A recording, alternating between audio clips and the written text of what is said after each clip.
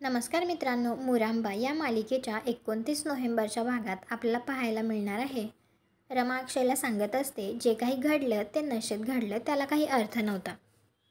तर अक्षय आता रमाचा हात धरून तिला म्हणायला लागतो, मग आता शुद्धीत सांग, तू माझ्यावर प्रेम कधीच केलं नव्हतंस. इकडे आता साईची आई रमाला फोन करून म्हणत असते, आज तू आणि साई भेटणार होतात ना, मग उगवली नाहीस तू अजून. तर रमा म्हणते, सॉरी काकू. तर ती म्हणते, मग ये ना. आणि फोन ठेवल्यानंतर आता गुरुजी रमाला म्हणतात, मनात जे वादळ सुरू आहे त्याचं उत्तर शोध. तर आता रमा गुरुजींना कौल लावायला सांगते.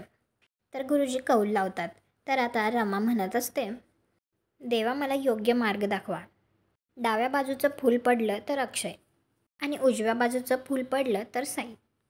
आता रमा कोणत्या बाजूचं फूल पडेल याची वाट बघत असते. तुम्हाला काय वाटतं, डाव्या बाजूचं फूल पडेल की उजव्या बाजूचं? कॉमेंट करून नक्की सांगा. व्हिडिओला लाईक करा, आपल्या मराठी मालिका चॅनलला सबस्क्राईब करा. भेटू पुढील भागात.